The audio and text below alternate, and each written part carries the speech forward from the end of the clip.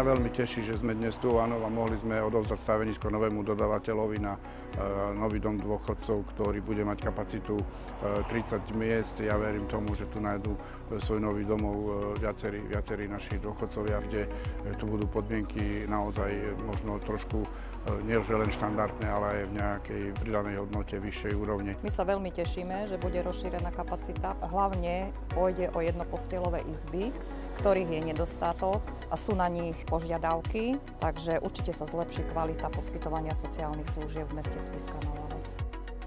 Veľmi sa teším, pretože toto bola robota minimálne 4 rokov, kedy sme robili všetko preto, aby sme mohli byť úspešní pri získaní nenávratných finančných prostriedkov, kde treba povedať, že tento dom dôchodcov bude stať zhruba 3,5 milióna. Chcem zároveň veriť aj tomu, že v spoločnosti naozaj dojde k takému konsenzu a nejakej takej stabilizácii aj z hľadiska pracovných síl, pretože dnes vnímame aj tento problém, že nie je jednoduchý, takže tu bude dostatok ľudí a personálu, ktorí sa budú vedieť o týchto našich seniorov postarať. Chcem poďakovať všetkým tým, ktorí nám akýmkoľvek spôsobom, či už to boli pracovníci, zamestnanci úradu alebo externí pracovníci, projektanti a odborníci, ktorí nám pomohli pri konzultáciách a pri tom, aby sme mohli byť dnes úspešní.